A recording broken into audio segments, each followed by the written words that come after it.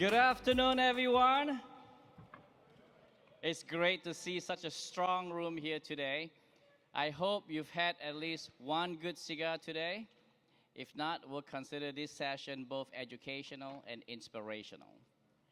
My name is Michael Cheng, and I have the privilege of serving as Dean of the #1 ranked Chaplin School of Hospitality and Tourism Management at Florida International University.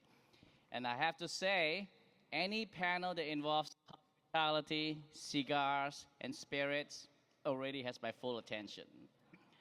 Before we begin, I want to take a moment to recognize Josh Habursky. Josh, thank you so much for your leadership and for continuing to elevate this industry in meaningful ways. Bringing people together like this to exchange ideas, challenge thinking, and move the industry forward, that matters. And as Josh said, Josh is the reason why tobacco education is now permitted on campus at Florida International University. So thank you. We're here for a session that's titled Hospitality Meets Ritual, the art of crafting unforgettable guest experiences. And here's the thing.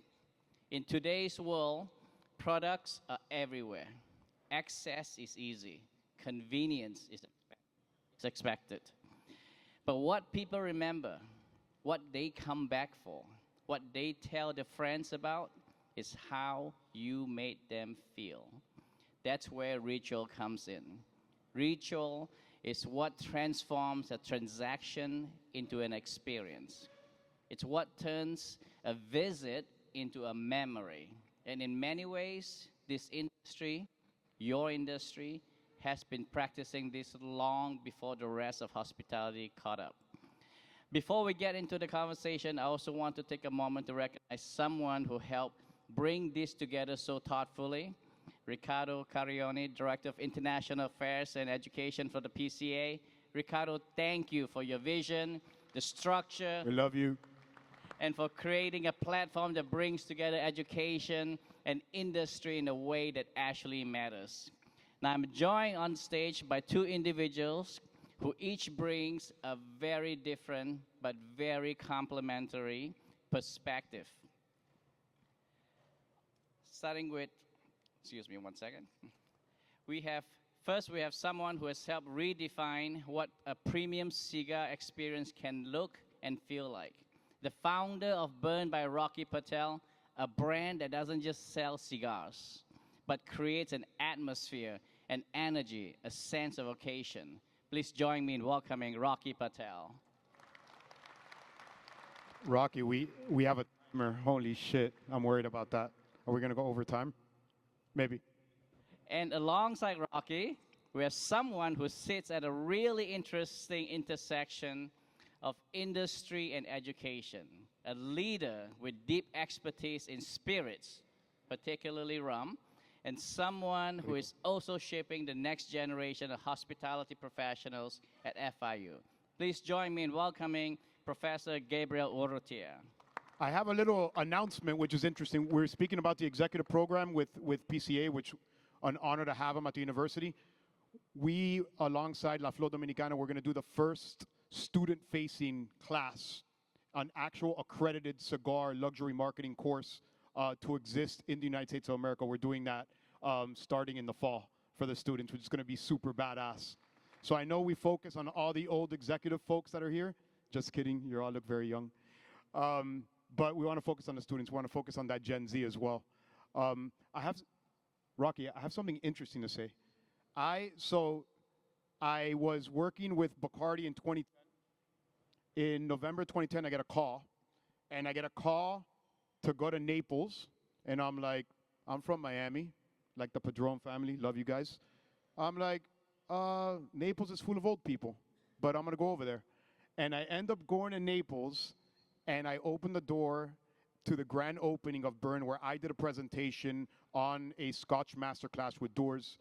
And Rocky's there, and it's something that changed the way we look at cigar lounges and the experience. Tell us a little bit about that. That was such an awesome moment. I was 3 months into the job, right? I probably didn't present well, but we drank a shit ton, which was awesome.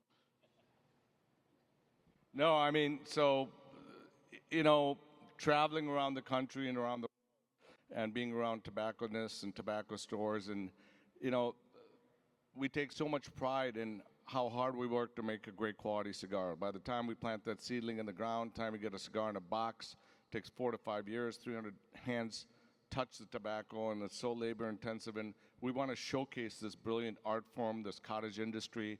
And so I thought, you know, why don't we make something and build something that is very inviting? Inviting not only to cigar smokers, but inviting to rookies who've never smoked cigars, women, other people that have never experienced cigars. Because most people think of cigars, they think about, oh, well, you know, the smoke and the smell and, you know, a bunch of old people sitting in a dark room smoking cigars. And so we said, let's create a culture that is absolutely beautiful, great music, beautifully designed room, great architecture, fun. So when you smoke a cigar, it should transcend you and transform you to an experience like you're somewhere else. Whether you're meditating, whether you're friends talking about life, politics, sports, you know, good background music. Make it a fun, lively experience where you can meet people. So at Burn, you know, originally 50% of the people that came in did not smoke cigars. And every city I traveled to, whether it was Vegas, Chicago, New York, after you got done with the meal, you try to smoke a cigar, and we were kind of like the outlaws. You could smoke cigarettes, but you weren't allowed to smoke cigars. And I didn't want to go to a nightclub with bottle service, with rap and hip-hop music to be able to smoke a cigar. Rocky. Come on, get out of here. Yeah, so no, I don't. And so I said, how do we create an experience after you have dinner, which is fun and exciting, and it happens to be the coolest lounge in every city, but you have the opportunity to smoke a cigar. It's not a cigar lounge. It just happens to be a sexy place with top wines, rums, whiskeys, liquor, great humidor, where you have the opportunity to enjoy a cigar and engage with people. So that was why we built Burn, and I think, you know, more and more there are new tobacconists. Not only do they have lounges, some of them have bars. So it's about the experience. And I always tell people that the experience doesn't necessarily need to be just in your store. So for example, you know, we take people, and I've been around many of the tobacconists who do things where you take people on a fishing trip, you take people to a baseball game, you take them to a hunting place, you know. That experience, that bond, that kinship that you create, that relationship, you'll never lose that customer. So if you can think outside the box and do things where you can share the experience, you know, get a bus and go to a hockey game, go to a basketball game, do different things that are outside the box to keep that customer experience. That's the kinship, the bondship, that relationship that lasts forever. So, you know, super interesting, right? We pulled some studies at the university. We saw in 2025, 36% of respondents were actually looking for an extra experience alongside going to a bar and a restaurant. That went up to 42% leading into 2026. So I want you to think about that, what Rocky's saying, right? We're going to go to a baseball game. We're going to go to a hockey game, right? People aren't just sitting around just looking for that same experience. We got to think above and beyond. One of the things that we also noticed, have you guys also noticed that Resi, Open Table, 7 Rooms, it's not just a reservation platform, right? They're connected to your credit cards, and then on top of that, they're offering some sort of experience. And I think it's an interesting thing, right? Because that's exactly what the guest is looking for. They are willing to spend, 42% of respondents said they're willing to spend more on an experience than just to go out on their own, right? Inflation, money's tight, right? What's that extra step that you're going to take to be able to wow that consumer, that guest, right? That's a super important aspect. I think what we're talking about here is ritual. Like people are seeking those experiences. In your world, how do you define ritual, and why is it becoming more important today? Why are people seeking those experiences? Well, you know, the beauty about a cigar that's very different than anything else, especially in the day of Facebook, Twitter, and the iPhone, where everybody's like this. And you see liquor sales are down by 40%. The young generation, the Zen generation, they're like this. Well, when you smoke a cigar, it doesn't matter what race, what religion, what class. It brings people together of all lives. It's an automatic bond. As soon as you meet somebody who smokes a cigar, it's an automatic friendship, relationship. And so you cultivate that, you plant that seed, and you take it to the next level. And that next level could be on the golf course, it could be fishing, it could be hunting. There's several people in this room that I see. Dave Garofalo, he does one of the most amazing events every year, 800 people, where he's giving away Rolls Royces, he's bars of gold, different things. He has comedians, he has midget fighters. He's got, he's known, he's built a legacy, and people come and it's sold out, and there's a waiting list. Rudy over there from Indiana, he's got a train ride where he takes a train ride from Indiana to Michigan. You can smoke on the entire train. You go to a brewery, you have lunch, you ride back. So you have the energy and the money you put in comes back tenfold, but you got to think outside the box, because if you're fighting with the internet, you're fighting with the catalogs, how do you keep that loyal customer? You keep that loyal customer because that customer wants that experience. He wants that relationship, that friendship, the experience to enjoy. It's nice to be in the store, it's all great, but think outside the box to develop your business. Think about unique things that can do that are local to where you're situated, things and experiences that you create. You put in that effort, maybe the first year won't be that great, but the second year will be better, the third year will be great. People enjoy that, they're loyal to you, they'll come back and buy boxes from you, and that's how you keep that customer. Keep thinking outside the box. That's what we're doing with our brand. I'm always thinking, what do we do better? There's a lot of great cigar manufacturers. How do we reach out and touch people more? What can we do? 25 years ago, we started the factory tours. We took about 1,500 people down to Honduras. We showed them how clean the factory was, the work, the quality, the detail. Enjoy food, drinks, talk to them. That builds loyalty, right? So at the end of the day, you have to do this, because between the manufacturer, the retailer, and the consumer, it's all about that relationship and the experience that they have with you. Professor Urrutia, put on your professor hat for 1 second. Oh, God. In the classroom, how do you translate that ritual from both an operator and an educator perspective? So, one thing we're noticing about Gen Z, which is super important, are we focusing on Gen Z? Are there any Gen Z in the building? One dude over here. Oh my God, we're old. Jesus Christ. I have 3 kids, 1 wife, 1 dog. They don't learn the same way we used to learn, right? My classes don't have textbooks, so they have to hear my horrible Miami accent the whole time, but who cares, right? The idea is that we run it very similar to this. We'll bring Rocky into class, and we'll do almost like a podcast style, right? The students are looking for something absolutely different. We're starting to notice that as they leave, as they get into hospitality, that is spreading out into what we do in restaurants and bars. I'm a partner in a bar called Café La Trova in La Pequeña Habana in Miami. Our goal and our focus is fully experiential, right? So the idea there is that the genre of trova, right, the music, the Buena Vista Social Club, right, Chang Chang, is a genre that was started in Santiago de Cuba. We wanted to bring that to life in a very interesting way. What's another important part of what we do in Cuba is our cantinero culture, our bar culture. How do we bring that to life? Where when you think of the Club de Cantineros, which is the oldest fraternal organization of bartenders in the world, how do we bring that to life? That history, that heritage that we've been talking about the whole time, that the Padron family has been talking about that. We bring that to life in the restaurant.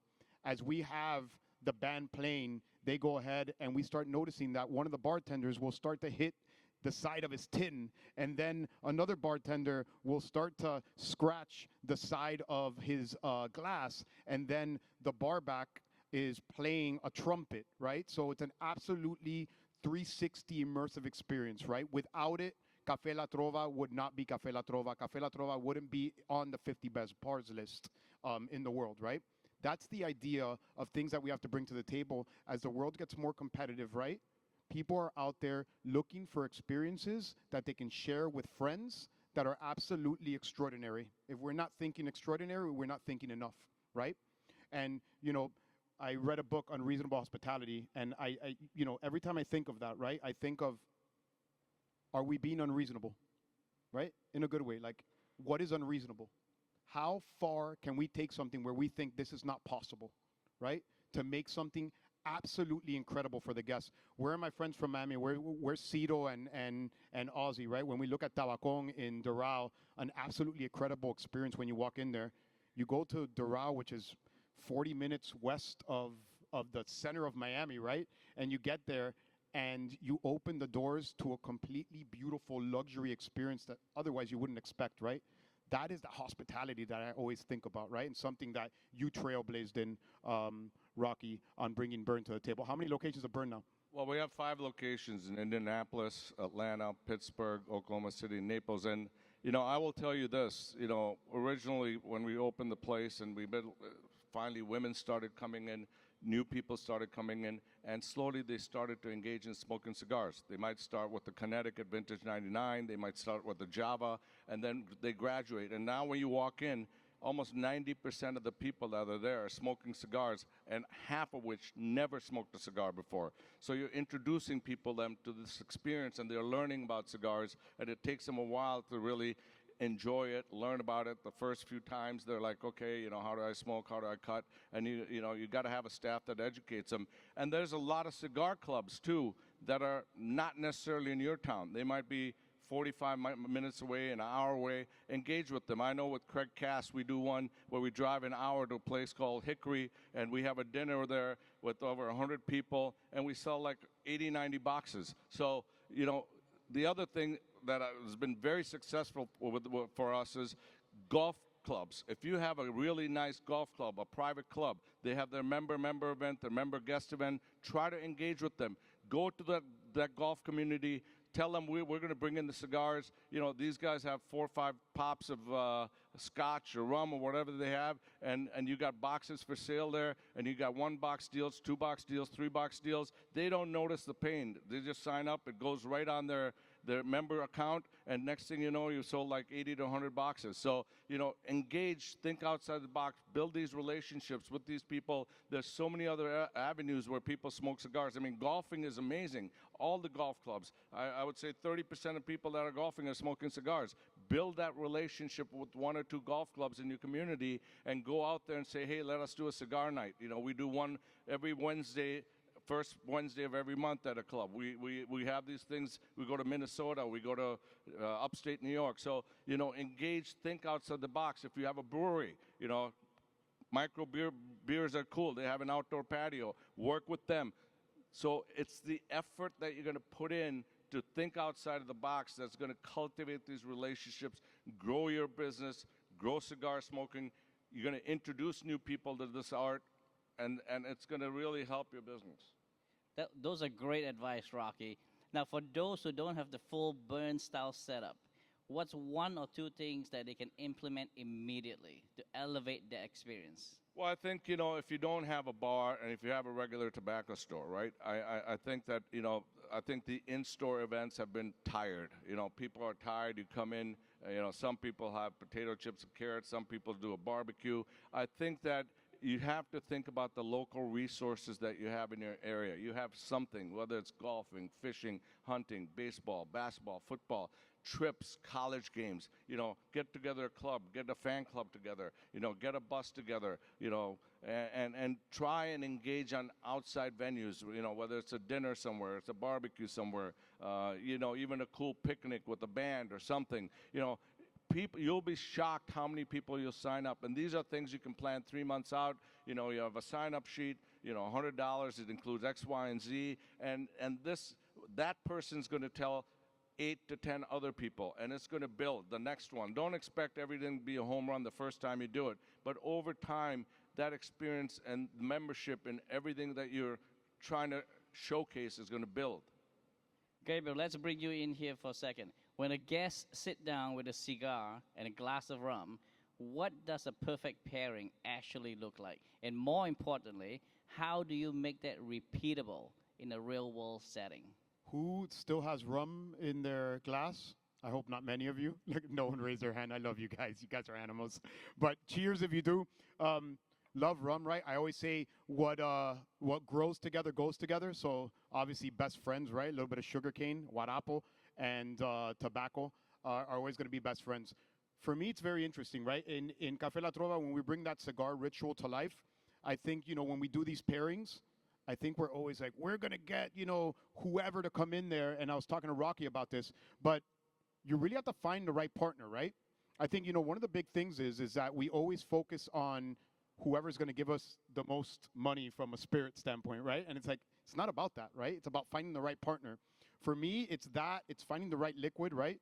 Am I going to partner with a vodka company to kind of be able to come to the table? Probably not, right? But one of the cool things that I've been doing, I had a run club call me. I know we spoke about golf and hunting, and I think very conducive towards cigars. I'm yet to see someone run the Miami Marathon with a cigar in their mouth, but I can't wait till it happens. But what I have seen is that after they want to celebrate, right? And there's nothing more than such a celebratory moment than having an incredible cigar and drink in your hand, right? I had 500 people show up to a run club. We had a cigar sponsor, and we had a spirit. And that's something that I've never seen before, right? What I'm starting to notice is that a lot of these guests, a lot of these people that are seeking out new experiences, guess what? They're looking for these clubs in different ways. People are drinking less and all that stuff. Weirdos, just kidding. They're drinking a little bit less. That's perfectly okay, right? What can we find that fits that, right? And, Rocky is an idea factor when it comes to burn and these experiences, right? But what we can learn from that is just thinking around everything that I was telling you before, is that what grows together goes together, right? So we started doing coffee pairings, right? We worked with a local coffee roaster, bring us 3 different roasts to kind of pair with different cigars. We started doing chocolate pairings, right? Dominican Republic grows some of the best chocolate in the world. Their coffee, I think only 15% of it is exported to the world because Dominicans love to drink a ton of coffee. I get it. But guess what?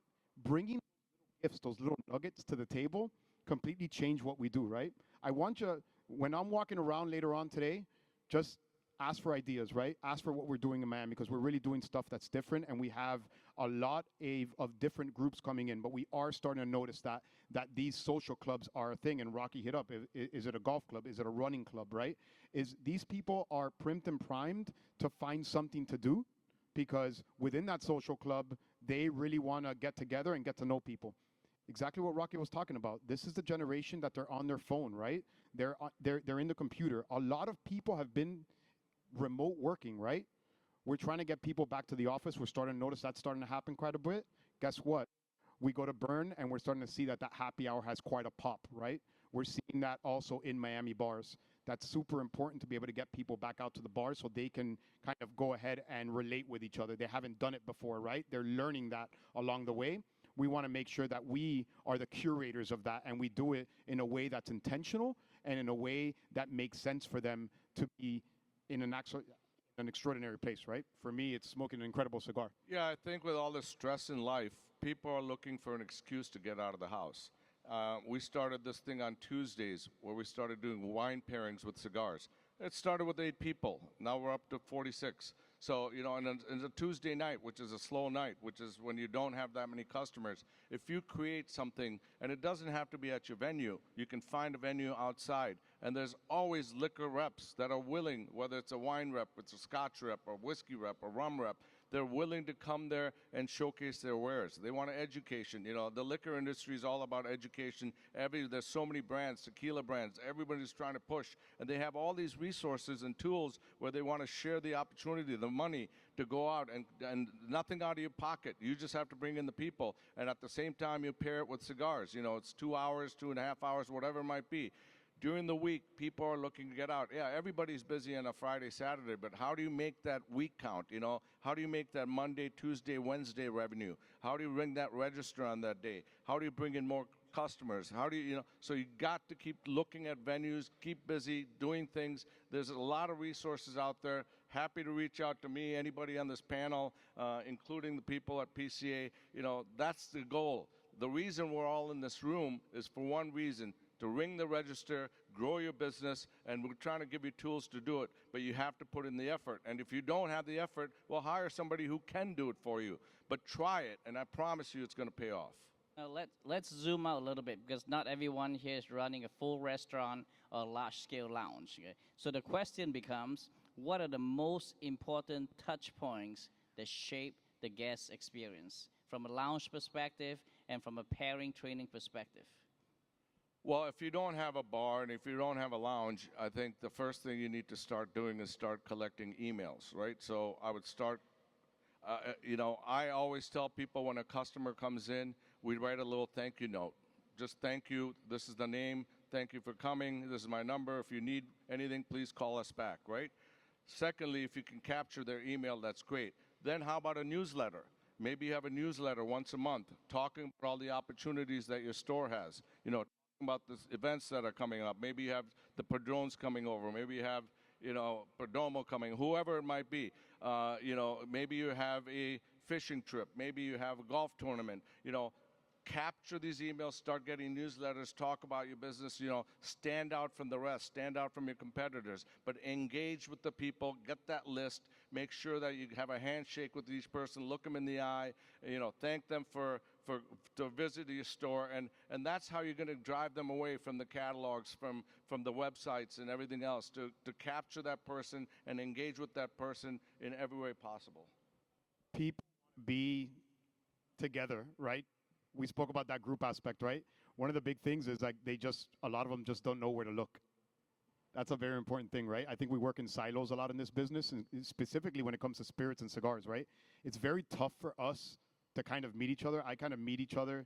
We meet each other along the way, and I'm like, cool, glad to meet this cigar company. We're going to go, and now we'll go to, Burns right after, and we'll figure out to do an event, right? I get it. We work in a 3-tier distribution system. We, as cigar suppliers, marketers, and market managers, we need to understand that side of the business also. And that's an important part. I come from spirits, so it's a lot easier for me. But if you don't have a Rolodex of people that are able to kind of supply that, right, that's a super important miss, right? That's a big miss. So for me, it's to understand that they have to work in that 3-tier distribution. How can you work with them, right?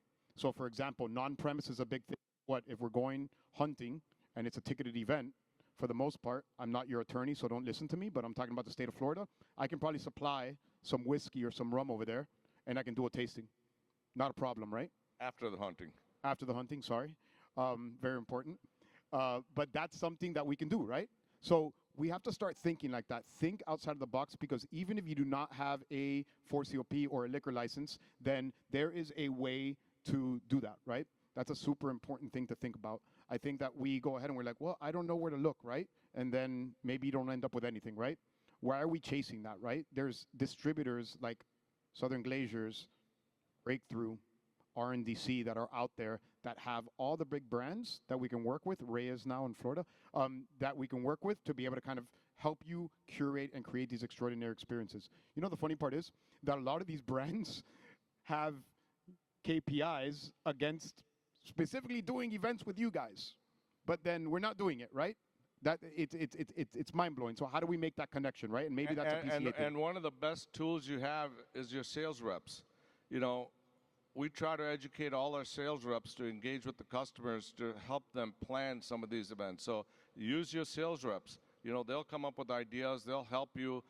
They have relationships with the liquor companies. They have relationships with the country clubs. They have relationships with the skeet shooting, whatever it might be. So use your sales reps. Work with them.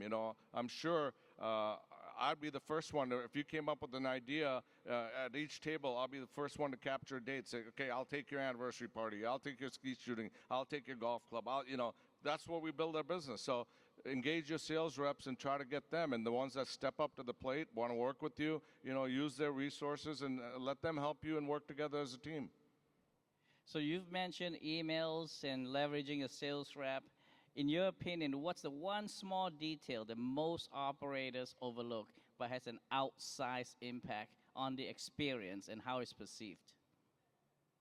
Well, I think the personal contact is number one. I think if you have the personal contact, you start the relationship with there. You have to know what button to press, whether it's talking about their children, whether it's their soccer game, whether it's their football team, whether it's something political, whatever it might be. You have to learn to engage with that person, and you have to have people that work for you that engage with those people. And once you engage, then you're going to start capturing their email, right? And then once you have some sort of newsletter, something that brings them back and planning stuff, and it might start with a group of 8, 10 people and then grow to 15 and 20 and then ultimately 40, 50. But that personal engagement goes so far, and it's got to start there. Check. We saw an increase from 26 to 33% of more patrons going to a bar. Not going to a bar, but sitting at a bar. Why do you think that is? Not because they're drinking more, right? But they actually want to sit and meet people, right? So that's a super important thing to think about. Group dining was up approximately 6% as well.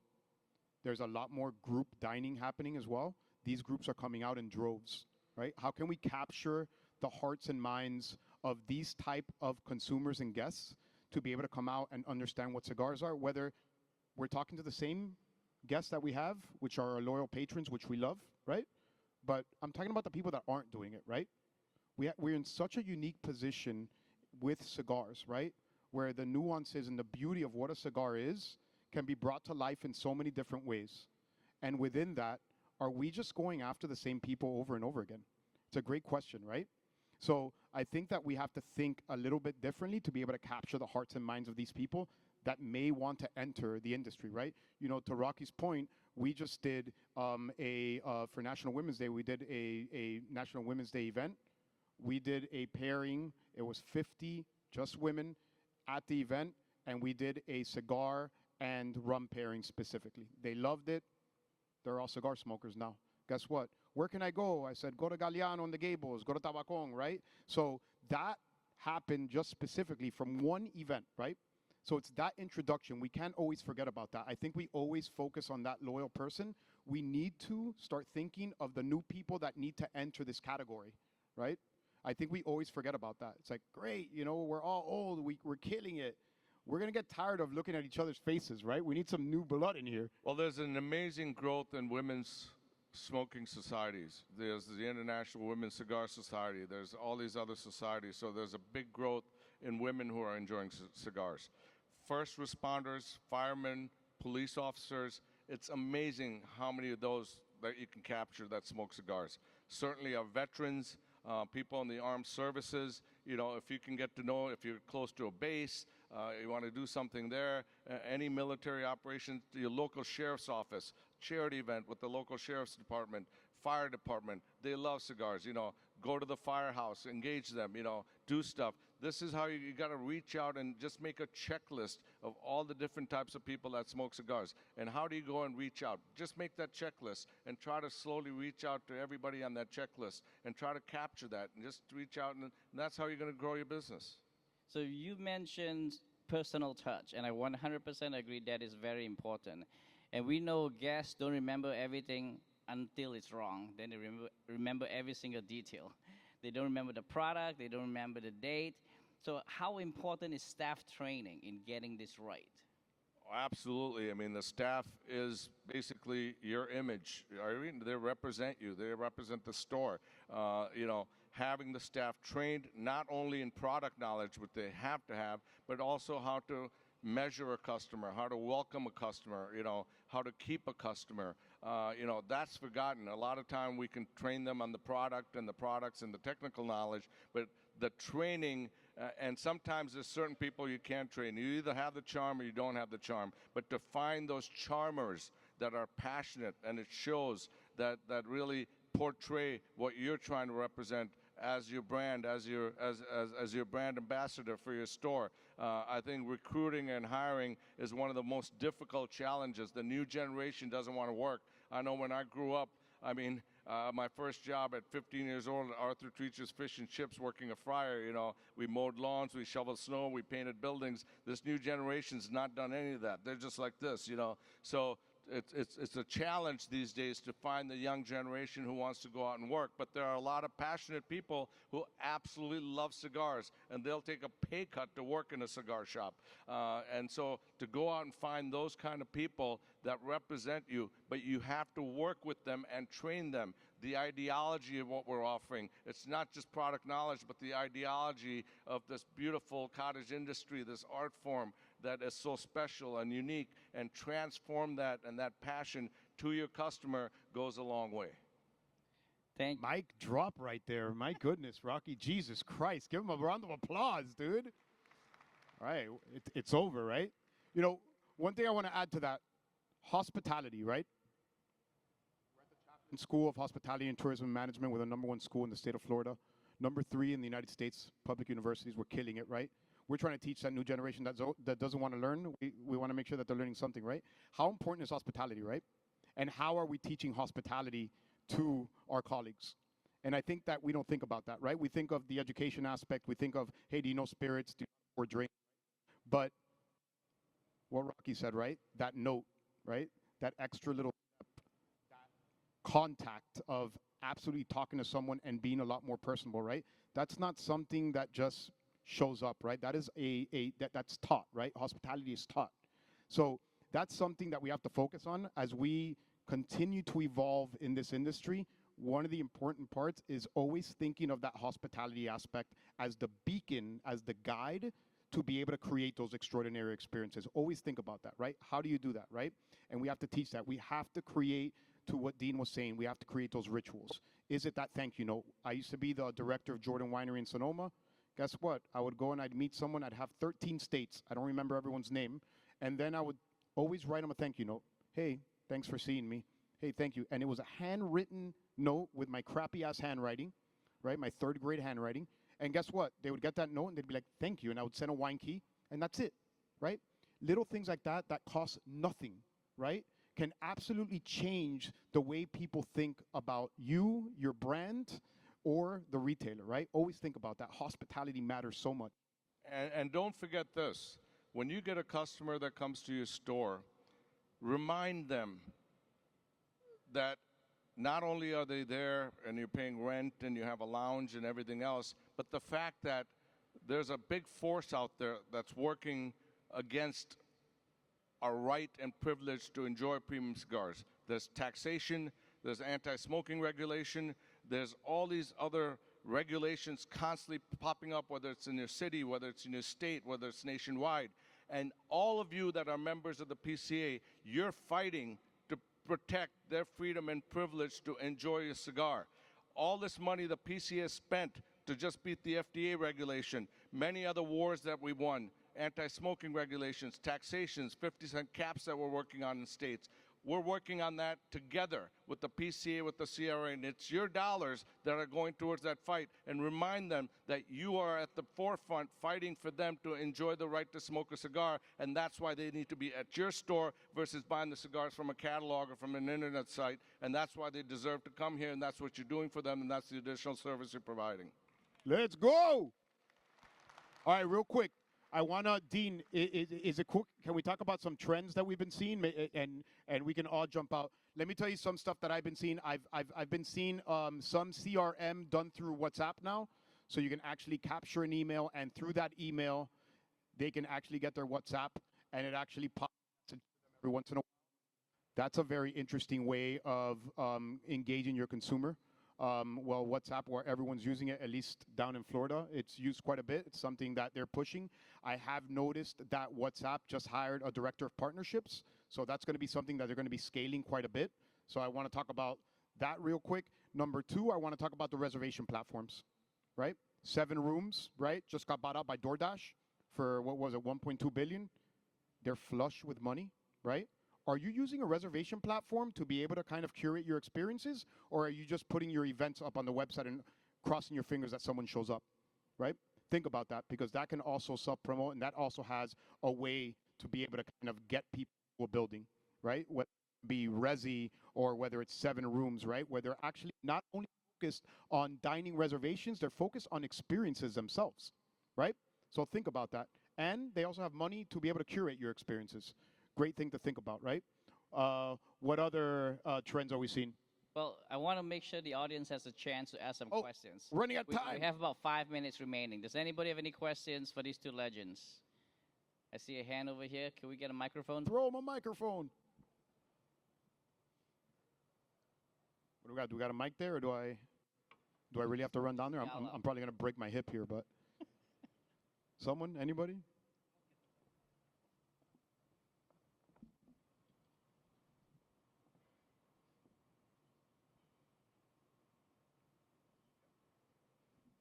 Hi, I'm John from out of Crescent, Texas with Fort Worth Lone Star Cigars. My question is, social media has become such a difficult platform to promote our product on. My Facebook, Instagram, all of them are blocking us or holding our accounts hostage or whatever. Do you guys have a solution, or is there anything that can answer that question for me? So, you know, the best, most flexible platform that we can use at the moment is going to be Instagram. We're starting to notice that Reels are becoming less engaging, where we're only seeing an engagement of approximately 0.8 to 0.10 seconds. Why is that happening? Everyone's doing fucking Reels now, right? So now you're seeing what we call the doom scroll. Have you guys seen that? We've all done it, right? We don't care. We're like, cool, don't care, don't care, don't care, don't care. We're seeing a lot more engagement on carousels now. So what are carousels? Where we take a picture and there's 4 pictures. We're seeing a lot more staying power in that type of engagement. Instagram is a lot more flexible when it comes to a lot of these laws and regulations. They allow spirits, right? TikTok does not. So that is a great place and a great platform where people will go and engage, and it has a wider audience than a lot of social platforms. I love X as well. I think is awesome. But again, you're kind of searching a little bit. But Instagram gives you a great platform to jump in there. Carousels are where it's at right now. And I'll say this, you know, create content that is unique and different. Try testimonials from your customers about the great service your store has, the variety of products your stores have, the different opportunities, programs, trips, etc. You know, testimonials goes a long way. People love to talk and trust people that are not the store owner per se, right? So think about testimonials, think about different things. Think outside the box again with everything that you do that you're going to post. Not just pictures of boxes of cigars, not just people smoking, but have some relevant, you know, if you talk from the heart and talk about some experience when you're smoking a cigar, something you like or a brand you like or something that happened. People like to engage with something that looks real and not manufactured. And a good point. That was actually one of the trends I was going to bring up. People are looking for the real man or woman, but they're looking for the real person to be able to kind of create that, right? So we're starting to notice those very cool and everything's very curated and the person's out and you can tell they're being followed by someone. They don't care, right? They're looking for the person that's just talking like this, right? That is a new trend that's popping quite a bit. But the most important trend that we don't even think about is consistency. And I think it's so easy. I popped one, only have 3 likes. I did another one a week later. No, you don't do it a week later, right? Go on AI, go on Claude, and build yourself a social media schedule where they'll tell you exactly what to post, right? And you can go ahead and you can build it off that way, off a schedule, right? You can say, build me a schedule like you are a social media manager, essentially, and you can have a full-fledged schedule, and as long as you abide by it, you'll see followers come through, right? What Instagram wants is they want you to engage with their platform, and as a gift, they're gonna have others engage with you by putting your product out there more, right? Consistency is very, very key. Thank you. Let's take one more question over here. Yes, how you doing? Outstanding cigars, outstanding marketing suggestions. My name is Anthony Grant. Saying if you have a small lounge in wherever, what would your suggestion would be? How would you get the name out there? How can you market that brand of that lounge and draw more people into that lounge? Well, I mean, certainly social media is one way. You know, I think that you have to look at your local market. I mean, if you think you can get a billboard, if you think there's play in a local radio station, there's a lot of sports stations, other stations, media companies that want to get your business. They'll come to your lounge, do an event, do something to promote it so that you have a show that's talking about sports and cigars or fishing and cigars or something like that. Just look at your local surrounding area and try to get the best media exposure outside of social media. Word of mouth, you know, certainly it takes a while. Rome wasn't built in a day. You know, maybe if you have 10 customers and you do something so special for those 10 customers, they're going to talk to 5 more people. And the next time you'll get to 50 and then 20. So you just have to work and just be deliberate at it and passionate about it. And you know, it's going to take time, but just try to look at all these resources that you have and start tapping at them. Maybe 6 out of 10 might not work, but those 4 will be fruitful enough for you that it's going to grow your business. Remember, you know, those local kind of newspapers and things, they have nothing to write about, right? They're looking for something to write about. And I always tell people this. Have you met your local journalist? Their name is there. They're on Instagram. Message them, right? And just be like, hey, I got this going on. I'm about to cook a full-fledged barbecue, and we're going to do a cigar. You're invited, right? You don't need a PR company to do that, right? That's not the rules and regulations, right? So you can go and you can do whatever you want. My outreach for myself is I go out there and I shake hands and kiss babies with every single person that I can, right? And whatever I get from it, I get from it. So that's an important aspect. You got to go out there and go in to the Chamber community. of Commerce, charity events, you know, start participating in all these outside events, the charity events, Chamber of Commerce, introduce yourself. Heck, I'd even go as low as taking postcards and putting them on every car and windshield wiper at Walmart if I had to. But you know, you got to do whatever it takes. And so, you know, try everything possible because I want to capture every single customer that I can. I know we can listen We to love these you. guys forever. But Rocky, Gabriel, thank you both for the insight, the honesty, and the perspective. And thank you to all of you for being part of this conversation. Thank you.